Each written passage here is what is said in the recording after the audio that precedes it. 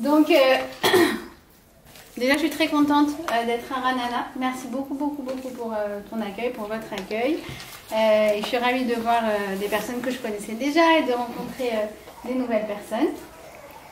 Alors, on va en fait essayer de trouver dans cette période un petit peu compliquée, où on a le cœur un petit peu pris par tous les événements. On a parfois le cœur un peu brisé, on a parfois le cœur comme aujourd'hui, on se dit « Ah, mais Srata, je me dis pas de nouvelles !» Et on est là comme ça, en fait, on oscille entre eh bien, en fait, un tas d'émotions. Et des émotions qui sont parfois contradictoires. Vous êtes dans le même cas que moi ou pas? Oui. D'accord, donc c'est bon, on est toutes dans le même bateau. Et notre cœur est avec tout le monde, avec les soldats, avec les blessés, avec Bezrat Hashem, les soldats, les otages, Bezrat Hashem vont partir, ceux qui vont rester. Donc, on est dans un magma émotionnel très dense. Alors en fait, on va essayer de mettre de l'ordre dans tout ça, on va essayer de trouver des forces, on va essayer en fait de trouver de l'énergie. Mais trouver une bonne énergie. En fait, on arrive là, Parashat Vayetse. Et dans la Parashat de Vayetse, eh bien, on a un personnage qui s'appelle Yaakov et qui est sacrément mis à l'épreuve.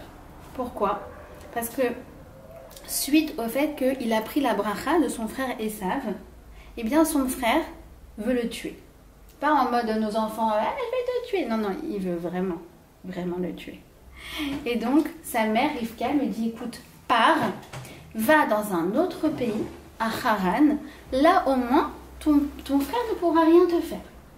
Quoi, comme ça d'un coup? Imaginez-vous, elle prend les affaires de Yaakov, elle les met dans une valise, elle lui donne, tiens vas-y prends ma carte bleue, tac tac tac, en 2 minutes il est dehors de chez lui. Elle lui dit, t'inquiète pas, quand ton frère va se calmer, je viendrai te chercher à Haran. Et il part. Donc en fait, en une paracha, il devient pourchassé, il devient fugitif, il devient sans domicile fixe, il devient expatrié, il est sacrément mis à l'épreuve en une fraction de seconde. Un peu comme nous le 7 octobre où la veille tout allait bien et le lendemain, mais le monde est retourné comme un château de cartes. Eh bien c'est dans cette situation-là que Yaakov se trouve dans notre paracha. Et d'ailleurs, entre parenthèses, donc il va partir, et en fait il va partir pour 20 ans. 20 ans qu'il ne va pas revoir sa mère. Et d'ailleurs sa mère ne viendra jamais le chercher. Pourquoi? Parce qu'en fait son frère ne va jamais se calmer. Et donc imaginez-vous qu'il part très loin. Loin de sa famille, loin de ses proches. Et il arrive là-bas à Haran. Et il va avoir encore beaucoup d'épreuves. Beaucoup d'épreuves. La paracha de Vayetse, si vous ouvrez le parchemin du Sefer Torah, en fait, comment on sait qu'on passe d'une paracha à une autre? Comment ça marche? En fait, entre les parachas, dans le Sefer Torah, il y a des espaces, il y a des sauts de ligne, un peu comme quand on faisait une copie de philo, en fait, tu passes au paragraphe et après, tu sautes une ligne. Et la paracha de Vayetse, elle est là, mais en fait, il n'y a aucun espace. Tu passes d'un mot à un autre, hop, paracha de Vayetse. Et pareil, tu termines paracha de Vayetse, hop, tu passes à la paracha d'après. Elle est, nous disent nos sages, elle est stouma. Stouma, c'est quoi? Elle est prise entre deux. Elle est bloquée. Elle est, en fait, comme bloquée entre deux choses qui l'oppressent. Ça, c'est paracha de Vayetse. Comme pour te dire quoi? Pour te dire, regarde, je t'explique. Tu veux lire cette paracha? Je t'explique. Tu vas la lire, mais ne t'arrête pas. Ne t'arrête pas. Tu n'as même pas le temps de prendre ta respiration. Et d'ailleurs, je ne te conseille pas de la prendre. Je ne te conseille pas de faire une pause en mode on va essayer d'analyser ce qui se passe. Parce que quand tu regardes les épreuves de Yaakov à l'échelle instantanée, à l'instant T, mais tu comprends rien à l'enchaînement. Tu comprends rien à ce qui se passe. Il va arriver là-bas, il va se faire arnaquer par son futur beau-père qui va lui dire tu dois travailler 7 ans pour te marier avec ma fille, alors qu'à l'époque c'était le contraire. Normalement c'est les femmes qui amenaient la dot, mais alors lui il a renversé le truc, il a vu qu'il était amoureux de Rachel, il en a profité. Ensuite il va vouloir se marier avec Rachel, mais hop, elle va être intervertie et ça va être Léa, la sœur de Rachel, qui va passer sous la roupa, il va se réveiller le lendemain et dire mais c'était pas avec elle que j'avais prévu de me marier. C'est complètement fou. Après, suite à cela, il va également épouser Rachel. Vous savez que Jacob a épousé 2 femmes, d'accord? Qui en plus étaient 2 sœurs, mais on va essayer de mettre ce sujet de côté parce que c'est une autre époque totalement, d'accord? En tout cas, sa femme chérie, Rachel, eh bien, elle va être stérile pendant 11 ans, il n'aura pas d'enfant avec elle. Il va avoir son fils Yosef qui va être kidnappé, captif, pendant 22 ans. Donc, en fait, elle te dit la paracha, elle te dit, regarde, je t'explique. Je te conseille de ne pas faire de pause. Parce que si tu essayes de comprendre les événements à l'instant T, tu n'y arriveras pas. C'est que après, bien après, à la fin du Sefer Bereshit, on va comprendre rétroactivement, ah bah ça a entraîné ça. Ah bah tu vois, son fils Yosef qui avait été envoyé en Égypte, c'est pour après devenir ministre, pour après nourrir la famille, ceci, cela. En fait, tout avait un sens caché. Et sans ces événements, on ne serait pas arrivé en fait au bon dénouement. Et donc, c'est comme si elle nous disait que dans nos vies, c'était pareil. Il y a des moments, je vous dis les filles, où c'est Satoum. C'est-à-dire des moments où les événements ils s'enchaînent et tu dis mais Hachem, qu'est-ce que j'ai fait? Je ne comprends pas. Il y a ça, et en plus il y a ça, et après il y a ça. J'arrive pas à avoir un sens aux choses qui m'arrivent. Bah, de toute façon, tu peux t'évertuer à chercher un sens du matin jusqu'au soir, là, à l'instant présent, tu n'y arriveras pas. Mais sache que avec les années, avec le temps, avec le recul, tu trouveras un sens à ton histoire. Et tu comprendras que sans ça, il n'y aurait pas eu ça. Et que sans ça, il n'y aurait pas eu ça. Il y avait comme une main magique qui manipulait les événements où tu avais l'impression que parfois que c'était à ton encontre. Parfois, tu avais l'impression que le sort s'acharne contre toi. Mais avec du recul, tu termineras par comprendre. Et c'est vrai aussi à l'échelle de l'histoire du Ham Israël. On a eu des périodes terribles, comme celles qu'on connaît maintenant, mais parfois bien pire encore. Et sur le coup, tu dis, mais je comprends pas. Mais qu'est-ce que c'est que cette histoire? Mais pourquoi on voit tellement de souffrance? Et en fait, au fur et à mesure, les choses se décantent et on voit une logique à l'histoire. D'accord? Donc ça, c'est Parashat Vayetze. Parashat Vayetze, c'est quoi? C'est que faut savoir une chose, c'est que sur le moment, on ne peut pas trouver un fil directeur à tous les événements. Eh bien, c'est pas grave. On prend notre courage à deux mains. Et comme Jacob, on avance. On avance. Alors, j'aimerais vraiment qu'on essaye de trouver dans notre paracha, qu'on essaye de trouver à travers les personnages de Jacob, de Rachel et de Léa, qu'on va voir ensemble ces 3 personnages, on va essayer de trouver des forces. Pourquoi on va trouver des forces chez eux? Parce qu'il y a un adage très connu qui s'appelle Maaseh Avot Siman Labanim. C'est quoi Maaseh Avot Siman Labanim? Les actes de nos pères sont un signe pour nous, leurs enfants. Ça veut dire quoi? Ça veut dire 2 choses. Ça veut dire premièrement que dans leur petite vie à eux, ils ont vécu tout ce que nous, on peut vivre dans notre vie. C'est-à-dire qu'ils ont, entre guillemets, concentré dans les quelques dizaines d'années de leur vie 4000 ans d'histoire du peuple juif. Toutes les choses qui nous sont arrivées à nous, leur est arrivée à eux, d'une manière ou d'une autre. Ça, c'est la première chose. La deuxième chose, et c'est très rassurant, très réconfortant, c'est quoi? C'est que toutes les forces qu'ils ont dû développer, décupler face aux épreuves qu'ils ont vécues, eh bien, ils nous les ont transmis d'une manière un peu particulière dans notre ADN spirituel. C'est-à-dire qu'en fait, on a les forces de Avraham, Yitzhak et Yaakov, Sarah, Rivka, Rachel et Léa dans notre sang, dans nos veines. Qu'on le veuille ou non, ou qu'on le sache ou non. D'ailleurs, on est les Bnei Israël. Et vous voyez que dans Israël, on a tous les lettres de Noavot. Yud, c'est Yaakov et Israël. C'est Yaakov et Yitzhak, excusez-moi. Shin, c'est Sarah, Sin. Resh, c'est Rivka et c'est Rachel. Aleph, c'est Abraham. Et Lamed, c'est Léa. On est tous et tout inclus dans l'histoire de Noavot. D'accord? Donc, qu'est-ce qu'on va essayer de trouver ensemble? Alors déjà, j'aimerais nous donner, avant qu'on rentre dans les personnages de Yaakov, Rachel et Léa, j'aimerais nous donner une feuille de route. Quelque chose qu'on demande à Hachem tous les jours. On demande à Hachem qui nous protège de ces deux choses-là. Alors c'est quoi ces deux choses-là? C'est en fait chaque jour dans la prière de Harvit, la prière du soir, on va dire ces mots-là. On va dire à Hachem, Aser Satan milefanenu ou meachorenu.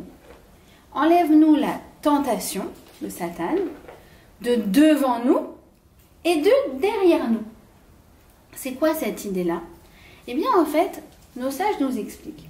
Ils nous disent que quand on est dans une période comme ça, très turbulente au niveau émotionnel, on est là et en fait, il y a des moments où on ne sait plus quoi faire de notre énergie, on ne sait plus quoi faire de nos émotions. On est là, on dit, bon, je vais ouvrir le livre de Tehillim, alors tu sais quoi, je vais me mettre I24, c'est mieux. Et en fait, on oscille et on ne sait pas où canaliser notre énergie. Alors déjà, nos sages, ils nous disent, regarde, je vais te dire une chose. Il faut que absolument tu évites deux écueils, deux pièges. C'est le Satan milefanenu ou le Satan meachorenu. Alors c'est quoi ce Satan devant nous, ce Satan derrière nous? Le Satan devant nous, c'est quoi? C'est en fait tous les discours en mode tu sais c'est très grave, tu sais c'est pas si simple, tu sais les otages qui vont rester mais du coup on sait pas quel va être leur sort, tu sais que là-bas c'est très très compliqué, tu sais que le métro de Gaza c'est des trucs de 50 mètres sous terre et on sait pas combien de temps ça va durer. C'est toutes les analyses rastratiques des gens rabat-joie que soit tu croises dans la rue ou soit tu les croises sur I24. J'ai rien contre I24, hein. J'aime beaucoup I24, ma voisine de palier travaille à I24. Je suis pas trop, mais je sais que par Hachem, ils apportent vraiment une source très fiable d'informations en ce moment. On en a vraiment besoin, donc vraiment Dieu les bénisse. Mais si tu es là en fait à toujours vouloir sonder l'avenir, tu te retrouves très facilement dans toutes sortes de prédictions qui sont négatives et qui sont angoissantes. Pourquoi? Parce que les gens qui sont dans l'analyse, forcément, ils vont loin, ils déroulent, et ça donne toujours en fait une forme de pessimisme. Ah mais il peut se passer ça, mais tu sais c'est pas si simple, et tu sais c'est très très grave, et tu sais pas qu'est-ce qui va se passer, et les machins, et les trucs. Aser Satan milefanenu. Enlève-moi cette tentation de vouloir trop analyser. À moins que vous travailliez à la Knesset.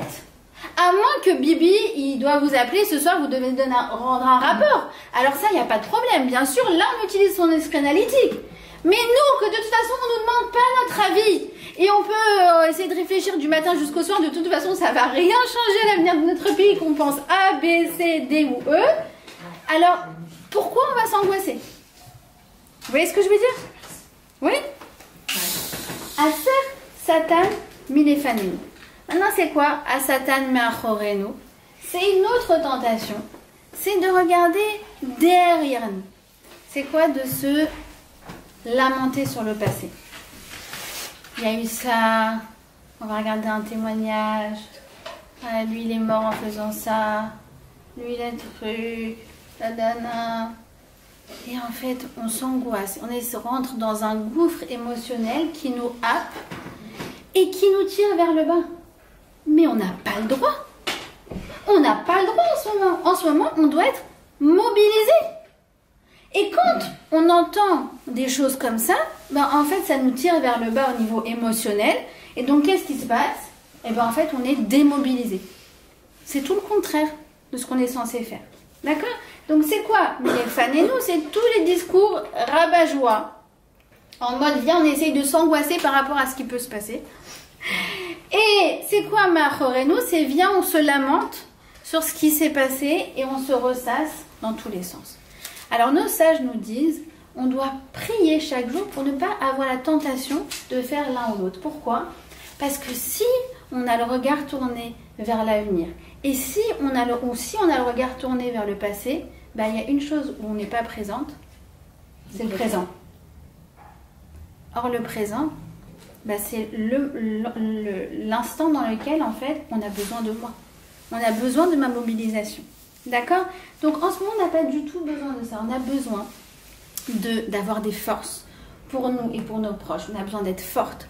On a besoin de multiplier les srouillottes, les mérites pour le Ham Israël, comme le cours que tu organises et comme les brachot que j'entends comme ça à droite à gauche et toutes les initiatives d'Afra Chatrala. Je ne raconte pas, enfin vous savez tout ce qui se passe, Baruch Hashem, comme notre peuple il est merveilleux et particulièrement je suis admirative des femmes et de tout ce qu'elles organisent depuis cette semaine. Je trouve ça incroyable. Et c'est pas pour rien qu'on dit que la Géoula viendra par le mérite des femmes. Je suis vraiment très convaincue. Quand je vois ça, je me dis, ah ouais, non, mais là, c'est sûr, Hachem, il peut pas, là. Il peut pas nous planter. Tu vas aller du matin jusqu'au soir, après, là, truc. Waouh, Hachem. D'accord, on a besoin d'être bonne, Bessimcha. Et on a besoin d'envoyer des bonnes vibes. Pourquoi? Parce que nos cœurs, ils sont comme connectés en Wi-Fi. Et donc, en fait, ce que je ressens, je le transmets d'une manière ou d'une autre.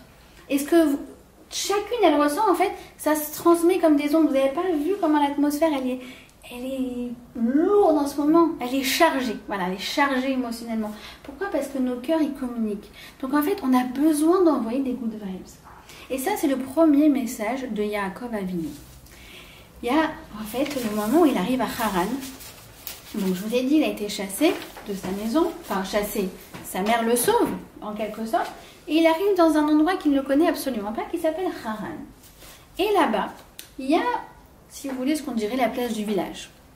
C'est là qu'il va. Il n'y a pas de Facebook, il n'y a pas de WhatsApp, il n'y a pas de Google Maps. Donc il arrive, il va où? Il va à la place du village. Et il y a tous les bergers qui sont rassemblés. Et là-bas, on lui présente une bergère. D'accord? C'est la fille de Lavan. C'est donc comment dire, c'est sa cousine en fait, d'accord? C'est la fille de Lavan qui est donc le frère de sa mère. Et quand il aperçoit Rachel, eh bien en fait, il sent qu'elle lui est prédestinée. Dès qu'il la voit. Et qu'est-ce qui va se passer? Alors je vous explique. Là-bas, il y avait le puits. La place du village, en fait, elle se faisait autour du puits. Et sur le puits, qu'est-ce qu'il y avait? Il y avait une pierre très lourde, tellement lourde qu'il fallait la totalité de tous les bergers réunis en même temps, qu'ils la prennent tous en même temps pour pouvoir la bouger. Pourquoi? Pour ne pas qu'il y ait des gens qui viennent prendre l'eau comme ça sans réfléchir, d'accord, et qui utiliseraient trop d'eau entre guillemets. Et donc, il y a cette grosse pierre qui est infiniment lourde. Et je vous dis, il faut être genre 50 hommes pour pouvoir la déplacer. Arrive Yaakov, et Yaakov voit Rachel, et tout d'un coup, en même temps qu'il la voit, vous savez, comme dans les films, il est là comme ça, il la voit, et hop, tac, d'un petit revers de main, il bouge cette pierre qui est tellement massive. Et en fait, nos sages nous expliquent, mais d'où? Balatouri me dit, mais d'où il a eu la force qu'un homme, Yaakov en plus, on s'imagine que Yaakov n'était pas à la salle de sport, il était plutôt à la yeshiva, Yaakov. Et quoi? En 2 secondes, il arrive à bouger une pierre tellement massive que normalement il faut 50 personnes pour arriver? Eh ben oui. Pourquoi? Parce que quand il a vu Rachel, il a senti les bonnes ondes de Rachel. Il a senti qu'elle lui a donné des forces. Et donc tout d'un coup, hop, en fait, il a fait quelque chose d'absolument surhumain. Alors, ce Dvar Torah, d'ailleurs, je l'ai entendu de qui? De quelqu'un qui est en Milouim. Et qui, en fait, il a écrit à Sivan Rav Meir, il a dit, vous vous rendez pas compte tout ce que vous, qui êtes sur le front intérieur, vous nous envoyez comme ondes. Regardez comment Rachel, elle a envoyé des ondes comme ça, et que tout d'un coup, il a fait un truc surhumain. Alors vous, les proches, les moins proches, tout ce que vous envoyez comme ondes, en fait, ça nous permet à nous, qui sommes vraiment sur la ligne de tir, d'avoir des forces surhumaines. D'accord? Donc, ça c'est, si vous voulez, le premier travail, c'est qu'en fait, on doit travailler nos pensées. On doit travailler nos émotions. On ne doit pas être, vous savez, pris par le magma des émotions. Non, on va essayer de donner un kivun. On va essayer de donner une direction. Pourquoi? Parce que le Ham Israël a besoin de chacun et de chacune d'entre nous. Et ce qui se passe à l'intérieur, ça a une influence sur l'extérieur. D'accord? Donc, ça, c'est la première chose. Ensuite, on va avoir donc ces 2 femmes. Donc Yaakov, vous connaissez sûrement l'histoire. Après, il va travailler 7 ans pour son beau-père Lavan. Et en fait, il va vouloir épouser Rachel. Et bon, vous connaissez l'histoire. Sous la choupa, elle a été intervertie. C'est Léa qui l'a épousée. D'accord, Veille Boker, Veille Léa. C'est le lendemain seulement qu'il s'est rendu compte. Il n'a pas du tout souhaité divorcer de Léa. Il a compris que c'était Mina Shamaim, cette union. Mais il a en fait épousé également par la suite Rachel. D'accord, donc on a Yaakov qui est marié avec 2 sœurs qui ont en fait 2 tempéraments qui sont tellement opposés. Moi, j'adore cette paracha. D'abord parce que c'est la première paracha que j'ai enseignée dans ma vie. C'était il y a 8 ans. Premièrement, paracha de Vayitse. Et deuxièmement, parce que cette paracha, on peut l'avoir sous tellement d'angles, elle est très très très très riche. Et donc, voilà. Alors, Léa, c'est un personnage qui est très intéressant. Pourquoi? Parce que c'est celle à qui on a dit toutes les choses qui auraient pu l'angoisser. En fait, à la base, vous savez, Léa, quand elle était plus jeune, eh bien, elle était déjà destinée à un homme. On avait déjà, si vous voulez, entre guillemets, signé le chidour d'avance. C'est qui cet homme? C'est Esav. Vous imaginez la pauvre Léa, genre, je sais pas, elle commence à grandir, 12, 13 ans, machin.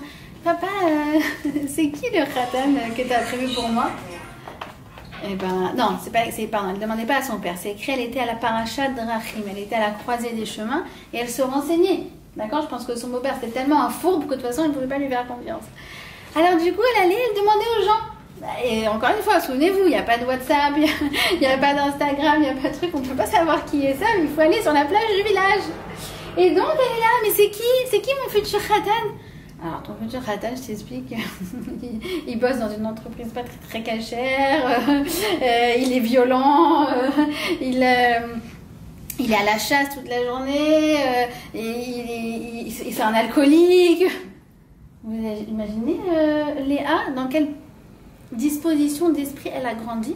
En gros, Léa, elle a grandi avec une phrase, c'est « ta vie va être angoissante ».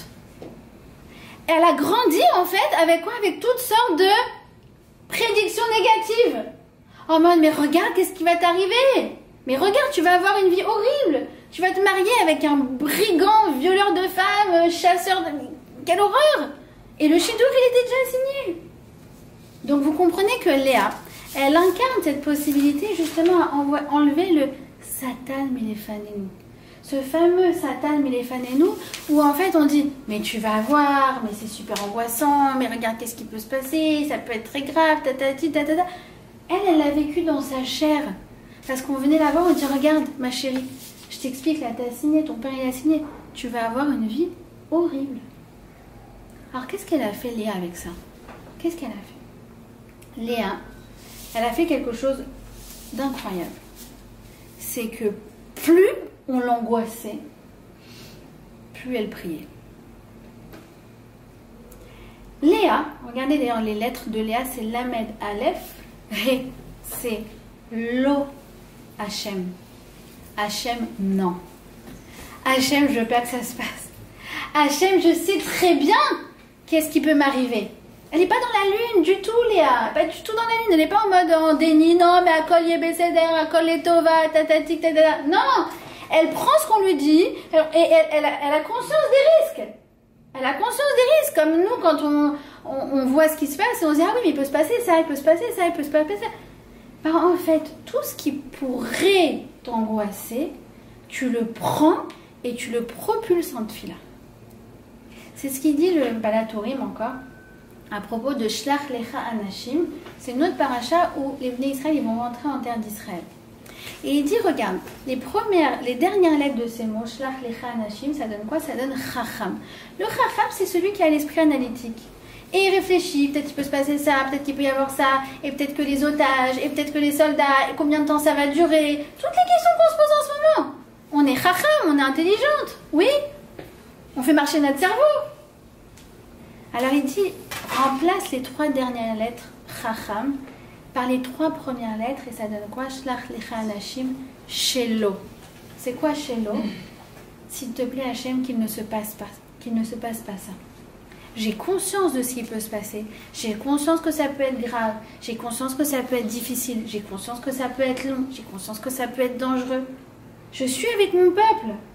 Je suis connectée. Mais je prends ces peurs qui sont justifiées, qui sont fondées, et je les transforme en tefila. Et en fait, c'est comme si... Parce qu'il y a des gens qui disent « Ouais, mais attends, quand t'as peur, c'est que t'as pas de bitachon. »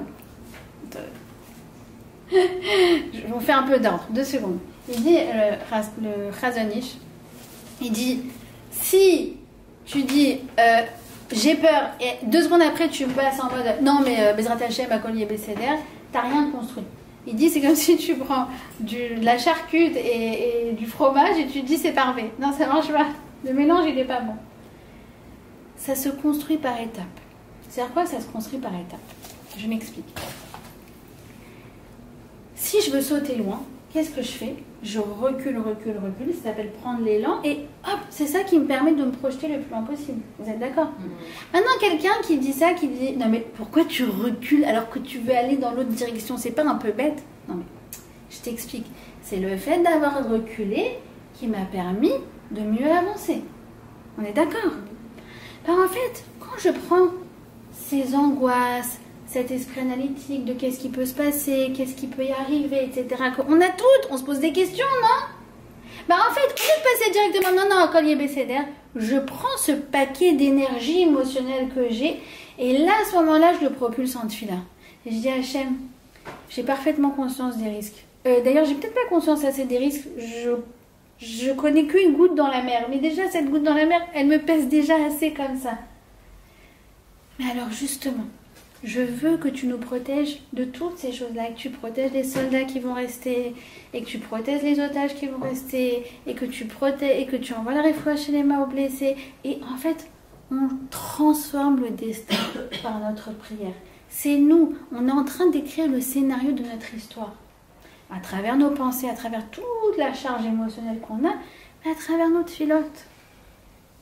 Et donc, comme Léa, elle a transformé son destin. Par quoi? Par la force de la tefila. À la base, elle était destinée à se marier avec Esav. Par la force de la tefila, de Lo Hachem. Non, j'ai parfaitement conscience de ce qui peut m'arriver. Eh ben non. Pourquoi? Parce que tout est entre tes mains. J'ai parfaitement conscience que tous les événements de ma vie sont gérés par toi. C'est ce qu'on dit dans la tefila de Rosh Hashanah. On dit, on parle à Hachem, on dit Evrach Micha Elecha. D'accord? C'est Ibn Gvirol qui dit ça. Ani Evrach Micha Elecha. Hachem, j'ai peur de te décrire de ce qui peut se passer, mais en fait, je prends conscience que c'est toi qui gères tout. Et donc, je retourne vers toi. C'est comme cet élan qu'on prend, on dit ah non, mais attends, les événements qui vont arriver sont peut-être très graves. Et tout d'un coup, on dit mais non, 2 secondes. Les événements, ils sont contrôlés par Hachem. Et ça propulse des prières qui transforment littéralement le destin d'Israël. Tout comme Léa. Léa s'écrit qu'elle avait les Enaim Rakot, les yeux mous, d'accord, à force de pleurer. Léa, elle avait les yeux attendris, on va dire. 2 secondes. Elle avait les yeux attendris. Et ben, nos sages nous disent, change les lettres de Rakot, ça te donne quoi? Ça te donne Keter. Keter, c'est une couronne. Elle a pris justement par la force de ses yeux, par la force de cette fille-là, par la force de ses sanglots, de ses larmes qu'elle a eues et qu'on a en ce moment et qui sont complètement justifiées. C'est pas, je vous ai dit, c'est pas un manque de bitachon. C'est le moyen de construire notre bitachon. C'est ça qui dit Rav Pinkus. Nos larmes, elles ont tellement de puissance. Tellement de puissance. Et ça, c'est ce qui transforme le rakot en keter. Ce qui transforme les pleurs en quelque chose de majestueux. D'accord? Donc ça, si vous voulez, c'est vraiment la force de Léa. D'accord? C'est de comprendre, en fait, il dit le Chazon Ish, la émouna, le bitachon, c'est de comprendre que, en fait, on ne sait pas quelle va être la suite des événements, mais avoir la certitude que le dénouement final est entre les mains d'Hachem. Et ça, c'est une mise à jour qu'il faut se faire en permanence. En permanence. Non, mais de toute façon, Hachem, c'est toi qui gères. De toute façon, Hachem, c'est toi qui gères. De toute façon, Hachem, c'est toi qui gères. Et puisque c'est lui qui gère, ben en fait, le dénouement, il peut se terminer en une fraction de seconde et de la manière la plus majestueuse. C'est écrit comme ça, Yeshuat Hachem ke'eref aïn. La délivrance d'Hachem, elle est aussi prompte, aussi rapide qu'un clignement d'œil. Parce que c'est entre ses mains, il n'y a rien qui est impossible pour lui. Et d'ailleurs, Je vais juste vous rapporter un petit épisode qui s'est passé en septembre 1970. Le fameux, ce qu'on appelle le septembre noir d'Israël. Alors, je ne vous raconte pas toute l'histoire, elle est passionnante, mais elle est un peu longue. Mais en tout cas, sachez qu'à l'époque, il y avait eu 4 avions de passagers qui avaient été détournés par la Jordanie. Et ils ont été tous en otage. D'accord? Vous imaginez 4 fois, je sais pas, ils étaient encore plus que maintenant, 350. Et ça a été une période très terrible pour le Ham Israël, comme nous, ce qu'on a vécu. Et bien, sachez que, bon, il y a toute une histoire, parce que Baba Saleh, il a donné sa bracha, il a dit, ils sortiront avant Rosh Hashanah. Et ils sortiront de manière majestueuse. Et qu'est-ce qui s'est passé? C'est que ils ont tous été libérés par un miracle. Incroyable histoire et un peu longue, je ne peux pas vous la raconter. Ils ont tous été libérés intégralement. La veille de Rosh Hashanah, en une fraction de seconde, sans aucun accord d'échange avec les prisonniers. Alors qu'est-ce qui se passe maintenant? Bezrat Hashem, on va continuer. C'est entre... C'est exactement la question que je me pose depuis que j'entends cette histoire. En tout cas, sa recommandation à lui, c'est qu'il faut toujours prier Koulam, Koulam, Koulam, Koulam, Beyachal. On ne doit pas se satisfaire, on est content des avancées. Dans les 4-5 prochains jours, on va avoir des bonnes nouvelles, mais il ne faut pas lâcher. Il faut Koulam, Koulam, Koulam, Koulam, Koulam. Il faut tout le monde, tout le monde, tout le monde, tout le monde. D'accord? Il a dit que c'est ça la condition, justement, pour voir Yeshua Hashem qui est Raphaël. D'accord? Donc, c'est lui. Mais moi, c'est ce que je me dis tout le temps. Je dis, attends, Hashem. Ils ne sont pas entre les mains du Hamas. C'est une illusion. Ils sont entre tes mains à toi. Et toi, tu es quoi? Qu'est-ce qu'on dit le matin? Baruch ata Hashem, Elokeinu melech haolam, matir asurim. Tu es le maître du monde, le maître de tous les événements, qui a la possibilité de libérer les captifs. C'est entre tes mains que ça se passe. Ça, je vous dis, c'est une mise à jour de notre Emouna. C'est une vraie avoda de Emouna. On doit se faire, enfin peut-être pas vous, mais moi la mise à jour, je dois la faire plusieurs fois par jour. Non, c'est pas le Hamas. Ils sont entre ses mains à lui. Et s'il décide, comme la petite Ori Megiditch, que je l'adore, j'adore, je sais pas, je la connais pas, mais je l'aime, j'aime sa mère, j'aime sa grand-mère, je suis fan absolue. Ils ont pas pu dire trop d'informations, mais ça a été un miracle, un chiloutz, un sauvetage, mais qui est complètement improbable. Yeshua Hashem qui est Raphaël. Ce travail en fait de Emouna qu'elle te dit, Léa, tu peux avoir les pires prédictions au monde et elles sont justifiées parce qu'on est en connexion avec la réalité.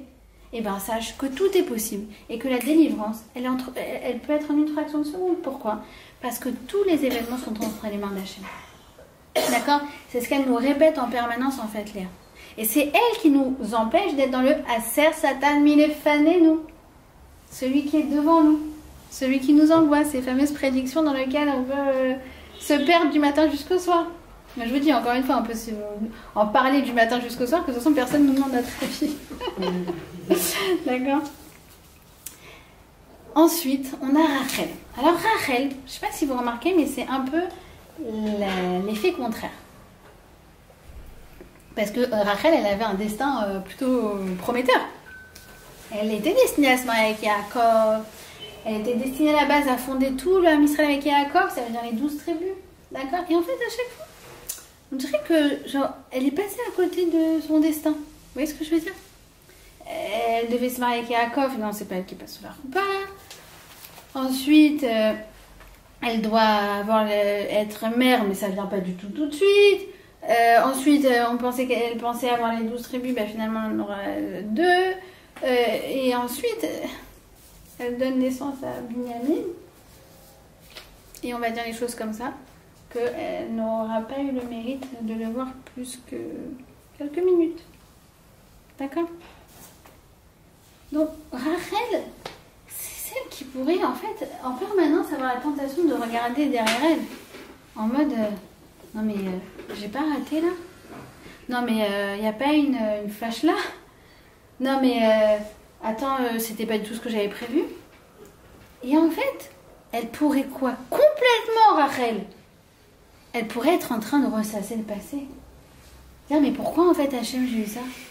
Mais pourquoi il s'est passé ça?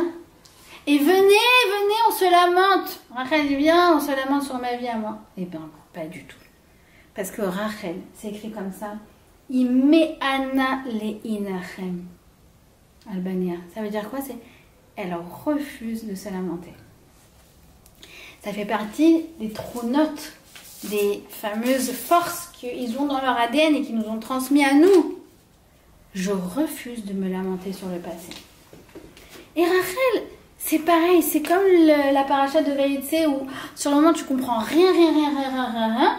Et seulement après, à la fin du Sefer Bereshit, finalement les événements avaient du sens. Mais je le comprends bien après. Rachel, en fait, c'est pareil. Elle va jamais voir de sens à son histoire à l'échelle immédiate. Attends, elle ne veut pas se faire couper, et c'est pas elle. Et elle aurait pu se dire, bon, au moins que j'ai fait ce recette à ma soeur, Hachem, il va m'envoyer des bébés, là. Eh ben non, pendant 11 ans, vous imaginez, 11 ans, rien.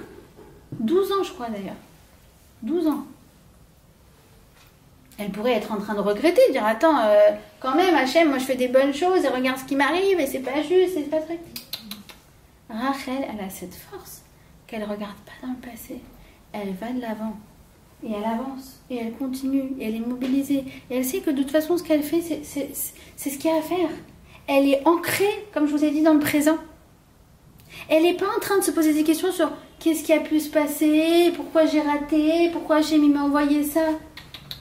Je sais pertinemment qu'il y a un sens à mon histoire. Alors, ce qui est fou, c'est que Rachel, entre guillemets, elle va voir un sens à son histoire, mais des centaines d'années après. Ou quoi? Qu'est-ce qui va se passer des centaines d'années après? Vous savez, elle a été enterrée pareil. Jacob, il n'a pas enterré dans le tombeau des patriarches. Elle n'est pas à Hebron, elle est à Bethléem. Elle bat derrière. Attends, tu peux dire, c'est une fâche là? Pourquoi c'est la seule qui est toute seule? Des centaines d'années après. Alors, quand les Juifs vont être... Imaginez-vous qu'ils ont été exilés de la terre d'Israël. Imaginez-vous que toute Médina Israël, on nous met dehors. Vous vous rendez compte de ce qu'ils ont vécu? Vous vous rendez compte de ce qu'ils ont vécu? Et ils arrivent et ils passent devant le caveau de Rachel à Bethléem. Et en fait, ils se mettent à l'implorer. Et qu'est-ce qui se passe? C'est que Rachel, elle se met à intercéder en leur faveur. Et elle dit quoi? Rachel dit, regarde, moi j'ai jamais tiré de profit de quoi que ce soit dans ma vie, de tous les efforts que j'ai faits.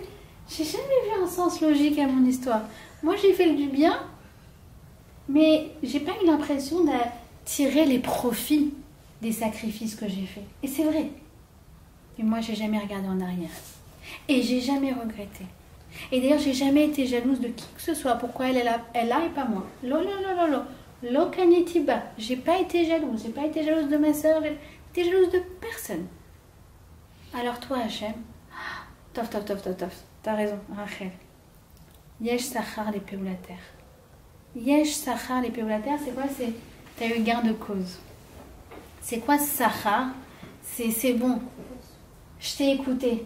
Et grâce à le fait que tu m'as imploré, eux, ils vont être récompensés.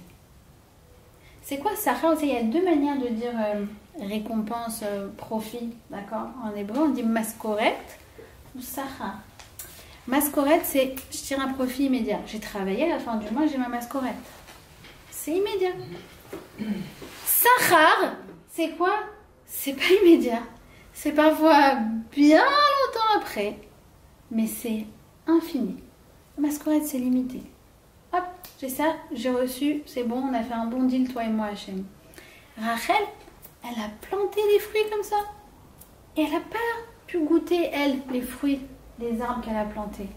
Mais sa descendance, pendant des centaines, des milliers d'années après, elle va tirer les profits du bien que Rachel a fait. Grâce à cette faculté qu'elle a eue en permanence d'aller de l'avant. Jamais elle s'est plainte. Jamais elle a gémi. Jamais elle a regardé dans le passé. Jamais. Imeana le inachem. Et elle nous protège, elle nous donne la force dans le fameux Aser Satan Me'achorenu. Venez, on se met la Rama et on regarde un 51e témoignage. Combien? Encore une fois, je ne dis pas d'être dans le déni, on est dans l'empathie, on est tous ensemble dans le Ham Israël. Mais si je sens que de regarder ce 51e témoignage me tire vers le bas, eh ben, je ferme l'écran. Et je me mobilise.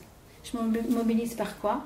Par le fait d'y croire, le fait de donner des good vibes, le fait de se projeter des scénarios positifs. C'est essentiel, essentiel, essentiel.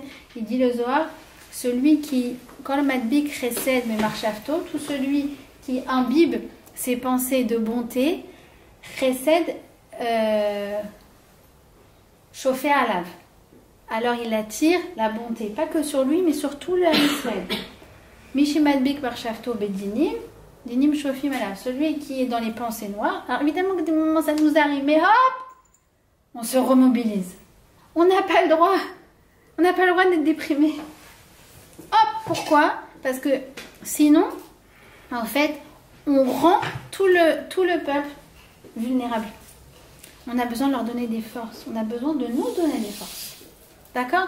Donc ça, vous avez compris, c'est la force de Léa, c'est la force de Rachel. Les deux, elles te disent, regarde, moi j'ai été tentée de penser toujours à l'avenir, c'est Léa. Eh ben non, je me suis ancrée dans le présent et j'ai construit ma vie comme ça. Une qui te dit, ah tu sais, moi j'aurais pu avoir tendance à regarder dans le passé et à me lamenter. Eh ben non, j'ai toujours été ancrée dans le présent et regarder de l'avant. D'accord? Alors, j'aimerais terminer sur une dernière idée qui est tellement, tellement, tellement essentielle par rapport à la situation présente. C'est quoi? C'est que c'est écrit comme ça dans le Zohar. Je vous ai dit, il y a marqué que Léa Yashla Enaim Rakot. Elle a les yeux attendris. Et le Zohar dit quelque chose de très bizarre. Il dit, oui, Léa elle a les yeux mous, Rachel, elle n'a pas d'yeux. Elle n'a pas d'yeux. C'est comme ça que le Zohar s'exprime. Arrive Rav Pinkus et en fait il nous explique. Qu'est-ce que ça veut dire? Ça veut dire quoi quand Rachel elle n'a pas d'yeux? Qu'est-ce qu'elle ne voit pas? Alors il dit comme ça. Il dit, il y a des moments, nous, aussi où on ferme les yeux. C'est quand? C'est les moments où on prie. Notamment les deux moments phares de la prière, c'est quoi? C'est Shema Israël, Shem Elokeinu Hashem Echad, on doit avoir les yeux fermés. Et c'est le moment de la Hamida.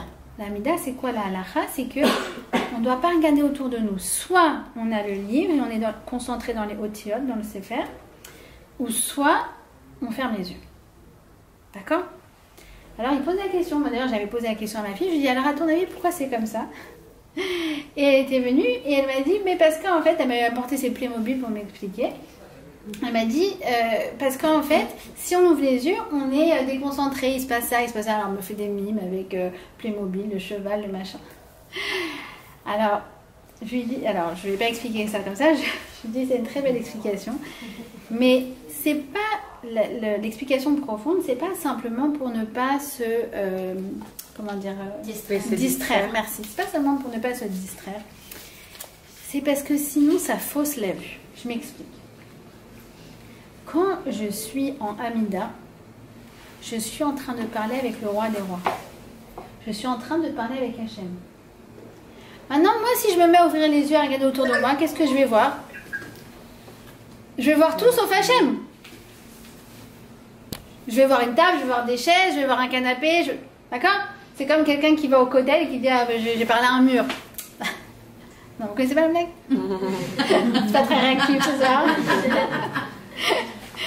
T'étais au Kotel? Ouais. Donc là, c'est pareil. Quand on prie, si on ouvre les yeux, ça fausse la vue. Pourquoi? Parce que la réalité, c'est que je parle à Hachem. Et mais si j'ouvre les yeux, je vais voir une réalité qui est faussée. Où j'ai l'impression que je parle au canapé. Là, ça va pas. Parce que je parle à Hachem. Vous me suivez ou pas? Voilà. Alors, il explique pareil. Il dit, Rav Pinkus, il explique qu'en fait, Rachel, elle ne se rend pas compte de la réalité. Elle n'a pas Dieu dans le sens où elle ne voit pas la simplicité, pardon, elle ne voit pas, excusez-moi Rachel, elle ne voit pas la grandeur de sa simplicité. Il dit comme ça, il dit qu'en fait Rachel, ce qu'elle a engendré dans le peuple juif, c'est les gens simples. C'est Elle représente, si vous voulez, dans le Ham Israël, il y a les Talmidei Chachamim, les Melachim, les dirigeants, tout ça, c'est en fait l'ascendance de Léa. Léa, c'est ça, elle a donné dans le Ham Israël la Gadlout. La Gadlout, c'est la grandeur. C'est les gens qui tu vois, tu fais, ah ouais, lui c'est un grand Talmid Chacham, lui c'est ça, d'accord? Rachel, qu'est-ce qu'elle incarne? Alors, je parle au niveau des trous notes, encore une fois. Qu'est-ce qu'elle incarne, Rachel? Elle incarne le petit juif que tu vois en train d'attendre le bus, à l'arrêt d'autobus, qui est son petit bout de télim, mais qui est comme ça, son télim.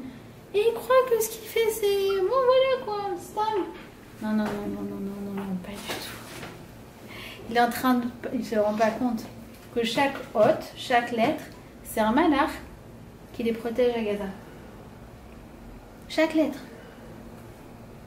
Chaque prière qu'on fait, on envoie des flots de Yeshuat, de délivrance.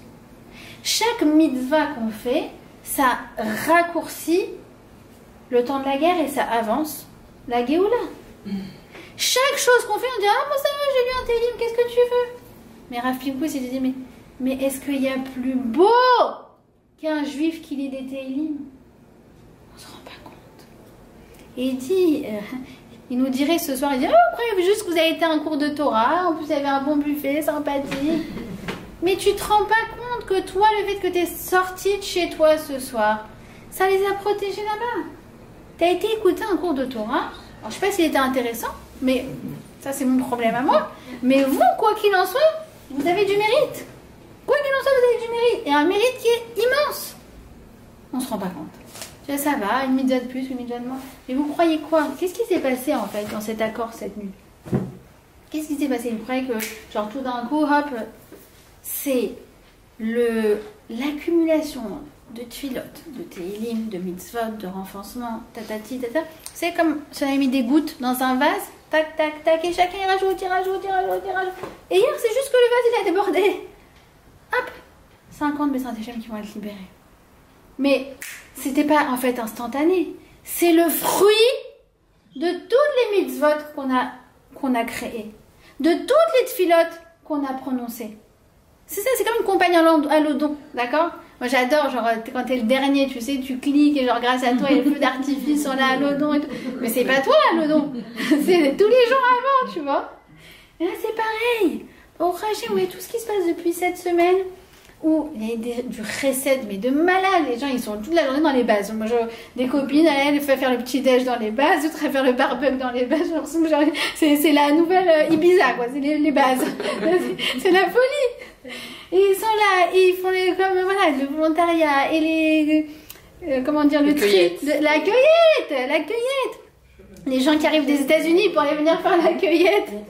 C'est exceptionnel. Mais c'est quoi? Mik et Amcha Israël. Et moi je suis là, je me dis, mais qu'est-ce que j'ai comme chance d'appartenir à ce peuple? Il y a 2 brachot sur lesquels je me concentre beaucoup en ce moment le matin. Comme je vous ai dit, c'est Baruch Ata Hashem Matir Asurim. Il faut continuer, continuer de se concentrer sur ça. Et la deuxième, c'est quoi? Baruch Ata Hashem Shelo Asani Goya. Je suis là et je dis, mais je suis tellement contente, je les vois avec leurs madim, avec leurs uniformes. Je suis tellement contente de faire partie de ce peuple et je me sens toute petite à côté d'eux. Toute petite, mais tellement contente. Tellement contente. La dernière fois, j'ai vu une vidéo. Maintenant, c'est des Khayalim, mais ils sont en train de faire la spongia dans le kibbutz de Nir Oz. Ah, non, c'est pas. Et je suis là, je suis en train de pleurer. C'est trop beau, mais merci Hachem, c'est magnifique, je vous aime trop. Ah là là, Mikiam Israël. Et en fait, le travail que eux ils ont fait sur le terrain depuis cette semaine, vous vous rendez compte que c'est un truc que normalement ça aurait dû prendre des années. Des années. Ils ont une siata d'Ishmaïa, ils ont une aide, une providentielle qui est incroyable. Et tout ça c'est le fruit de notre filote. D'accord? Ah oui, et j'oubliais. Alors, c'est quoi? C'est que, est-ce que vous l'avez vu, la mère, déjà la mère de Ori Meginich, donc c'est ma nouvelle star, vous l'avez vu ou pas? Qui fait sa frachatra là, et qui dit Hachem, Al Tardevoti, Ani Oevet Otra. Hachem ne me déçoit pas, Hachem je t'aime. Et sûrement vous avez vu aussi l'autre vidéo à la Knesset, avec la Chaverat Knesset, qui dit devant tout le monde. 120 membres de la Knesset et toutes les vidéos, et ça nous est parvenu jusqu'à nous. Ah, la grandeur de cette femme qui a une émouna, que tous les événements, en fait, ils dépassent le cadre de sa petite vie. Exactement comme Rachel, elle comprend rien à ce qui se passe. Mais elle n'est pas en train de se lamenter. Elle dit Hachem, je sais que tout ça, ça a un sens. Et elle dit Ani Ohevet au train. Alors qu'elle dit Hachem, je t'aime. Alors qu'elle pourrait être en rébellion totale. Comme Rachel dit mais regarde ce que tu m'as fait. Et elle est là, elle dit Hachem, je t'aime. Et alors là, quand j'ai vu la vidéo de la grand-mère, la grand-mère, vous l'avez vu ou pas? Ella nous Elohim ela ata rakata. Et après elle passe en arabe, du coup je ne peux plus traduire. Mais elle est là sur sa mezouza et je me rappelle, j'ai appelé une copine à Bnei Brak, je lui dis, parce qu'elle a zéro, rien d'écran, je lui dis écoute, il faut absolument que tu trouves un téléphone, un smartphone quelque part et que tu regardes cette vidéo. Pourquoi? Je lui dis parce que elle c'est Rachel Iminou de notre génération. Elle est là comme ça, dans sa petite cuisine, en train de faire ses petits télim, de mettre la main sur la mezouza avec ses petits ces chaussons là. Je vais la bouffer. Et en fait, elle se rend pas compte que c'est sa petite main sur la mezouza qui a sauvé sa petite fille. La grandeur de la simplicité du Ham Israël. Moi, je suis tellement touchée par ça. Tellement touchée. D'accord? Tu pourrais dire, mais non, mais c'est des gens simples, c'est pas... Mais c'est ça c'est Rachel. Rachel, elle n'a pas Dieu. Elle voit pas la grandeur de sa simplicité, de parler à Hachem, de faire encore une fila, de faire encore un télim, de parler à la mezouza. Ah, quoi ça va changer le destin de Ham Israël? Tu te rends pas compte? C'est grâce à ça que l'Am Israël il va être sauvé. Grâce à ta petite main de Fatma sur la mezouza. D'accord? Donc ça c'est Rachel. D'accord? Donc en gros, on a ces deux forces. La première, c'est celle de Léa, qui nous rebooste notre émouna, d'accord, et qui nous dit tout est possible. Ne te laisse pas démonter. C'est vrai que les prévisions peuvent parfois être négatives, mais de toute façon, absolument tous les événements sont entre les mains d'Hachem. Donc tu prends et tu propulses. Elle te dit tout est possible. Et qu'est-ce qu'elle te dit, Rachel? Elle te dit quoi? Elle te dit tout a un sens. Les événements du passé, je ne les comprends pas forcément. Mais elle a une autre forme de émouna. C'est quoi? C'est de dire, je ne comprends pas forcément ce qui s'est passé, mais je sais que tout ça, ça a un sens. Et tout ça, tous les efforts qu'on fait, ça finira par être récompensé. D'accord? Donc, je vais terminer par des shiurei bayit. C'est mon nouveau truc. J'ai décidé que je vais terminer tous les cours par des shiurei bayit. Parce que non, des fois, tu fais un cours, tu dis, ah oui, c'était bien et tout, mais en fait, tu dis, mais qu'est-ce que t'as changé dans ta vie? Moi, la première, d'accord? Donc, je me suis dit, allez, d'être attaché maintenant, shiurei bayit. Alors, le premier, bon, vous avez bien compris, réduire la surexposition aux témoignages angoissants et aux analyses pessimistes, d'accord? Donc dès que vous voyez l'accord peut être fatal pour... Non, vous ouvrez surtout pas l'article, d'accord? C'est clair. Premièrement. Deuxièmement, évidemment qu'on a besoin d'avoir accès aux informations, d'accord? Alors, évidemment qu'une surexposition aux informations est nocive, d'accord? Mais après, chacune, elle fait son tri, une fois le matin, une fois le soir, ce que vous voulez. Mais, shiurei bayit, à chaque fois qu'on regarde les news, avant, on fait un télim. D'accord? Pour se renforcer, en fait, dans un regard spirituel, avant de plonger dans le regard journalistique. D'accord? Ça vous va comme shiurei bayit ou pas? Ouais. Et troisièmement, à chaque fois qu'on fait une mitzvah, même un truc, tu dis Stam, ça va, j'ai fait Shakon, Yabit Vero, qu'est-ce que c'est? Non. Tu te dis quoi? Tu te dis, je fais une action extraordinaire et éternelle qui a une portée infinie et qui protège tout le Ham Israël. Et là, tu fais ta bracha et tu bois ton verre. Voilà.